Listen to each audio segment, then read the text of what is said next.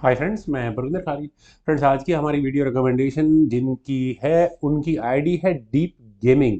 अगर उनका नाम होता तो बहुत अच्छा रहता। तो चलिए फ्रेंड्स, गेम को करता हूँ शुरू। गेम है वर्ल्ड ब्लिट्स चैंपियनशिप की 17 राउंड की game, Fabiano Caruana versus Daniil डुबोव।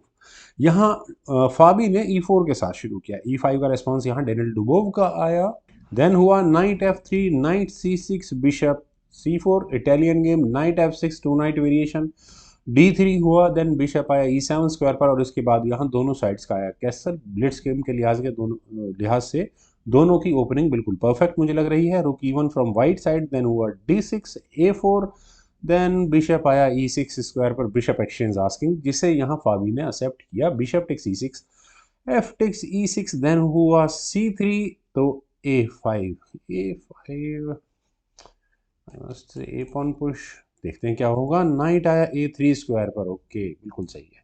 Night के लिए बहुत अच्छी आउटपोस्ट तो तैयार यहाँ से होती हुई नजर आ रही है।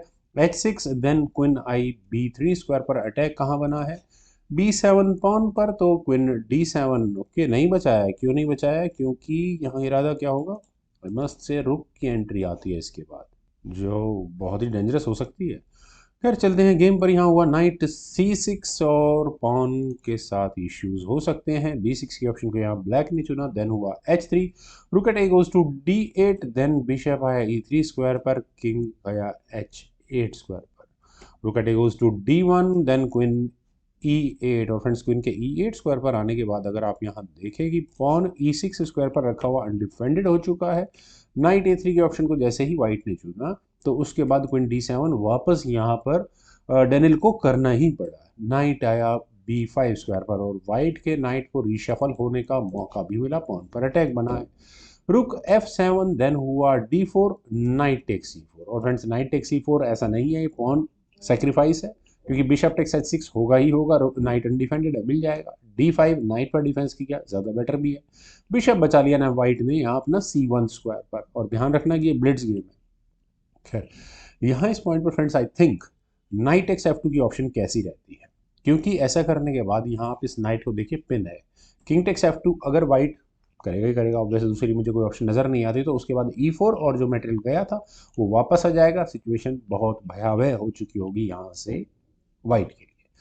खैर, यहाँ खेला गया rook at D goes to F1, rooks की बैटरी तैयार की। प्लानिंग मेरे ख्याल से वही रहनी चाहिए जो मैं सोच रहा हूँ। D टेक्स E5 हुआ।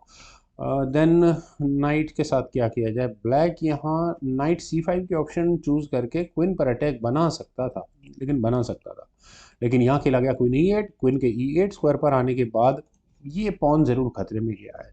आखिर इस पॉन को सेक्रीफाइस करने की जरूरत क्या थी, मुझे यहाँ समझ में नहीं आ रहा है बिल्कुल भी। नाइट टेक C7 के ऑप्शन को फाबी छोड़ने क्यों लगे? कोई वजह भी नहीं है। क्विन पर अटैक बन रहा है, क्विन को हटाने ही होगा। क्विन गई C8 स्क्वायर पर, नाइट पर अटैक बना। नाइट टेक C5, अब ये पॉन गया। क्यों गया? क्योंकि ब्लैक अगर यहाँ क्वीन टेक C6 के लिए जाएगा तो क्वीन अनडिफेंडेड होगी, यानी कि पॉन होगा पिन। रुक सॉरी, क्वीन की वजह से। तो इसका मतलब रुक टेक C4 किया जा सकता है। बहुत डेंजरस सिचुएशन में यहाँ पर डैनियल डुबो आते हुए नजर आ रहे हैं। अब फाबी काफी डेंजरस हो चुकी है। रुक टेक्स F3, और फ्रेंड्स ये आया है एक्शन सेक्रीफाइस, और यहाँ ये रुक पहले ही खतरे में है, उसको क्यों नहीं बचाया गया, वो भी देखने वाली बात होगी।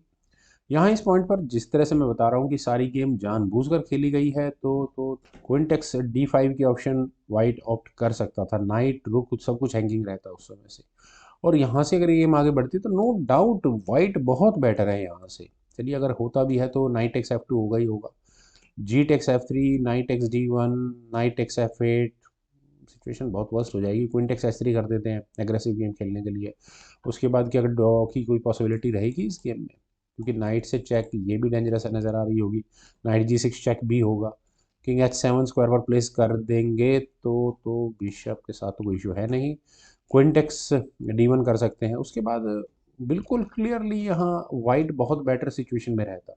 लेकिन चलते हैं एक्चुअल गेम पर। Queen takes D5 was there, लेकिन यहाँ पहले चुना गया जी टेक्स F3।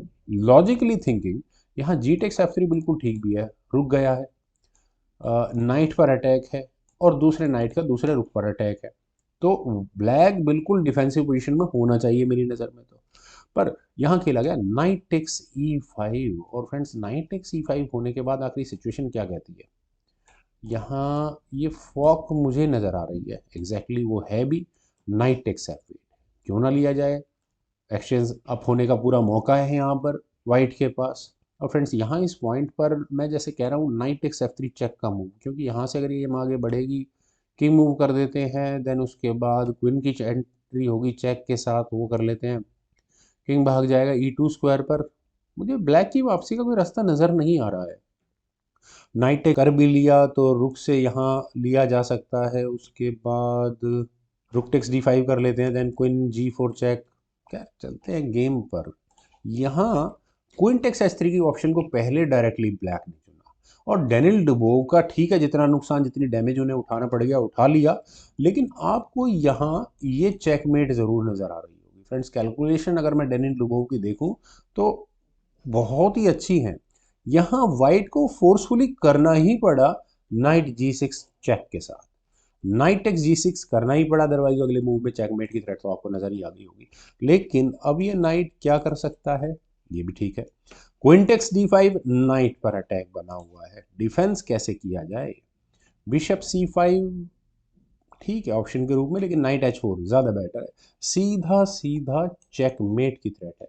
और फ्रेंड्स क्या तरीका है इस चेकमेट से बचने का, मुझे ऐसा लगता है कि चेक देकर क्वीन को लगाया जा सकता है, क्वीन H5 चेक, किंग गया यहाँ से G8 स्क्वायर पर। और फ्रेंड्स यहाँ इस पॉइंट पर, चूंकि मैं इस गेम को आगे देख चुका हूँ, तो एग्जैक्टली मैं यहाँ कहना चाहूँगा कि अगर फावी को पता होता कि आने वाले समय में गेम में क्या होने वाला है, तो डेफिनेटली वो यहाँ रुक D8 चेक की ऑप्शन को चुनते।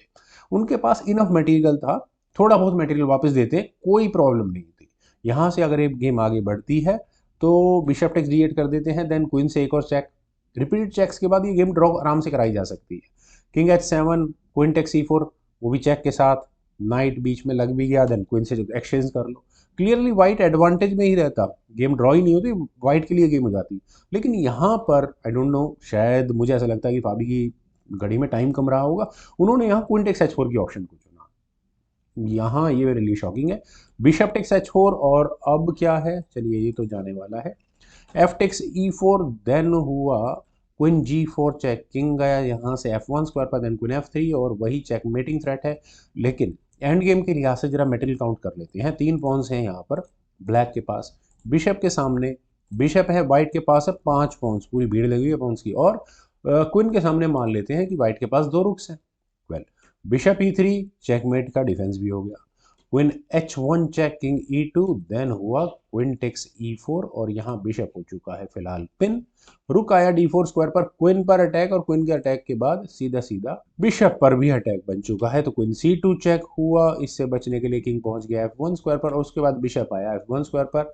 और अब सही मायनों में ऐसा लगता है रुक पर अटैक है, लेकिन गेम में डेनिल डुबोव अब मुझे वापसी करते हुए नजर आ रहे हैं, क्योंकि रुक हटाना पड़ा, पर उसके बाद क्वीन टेक्स B2, अपने पॉन पर भी डिफेंस हो गया, रुक टेक्स B2 यहाँ पर किया गया, क्वीन पर अटैक बना, queen takes C3, that's it.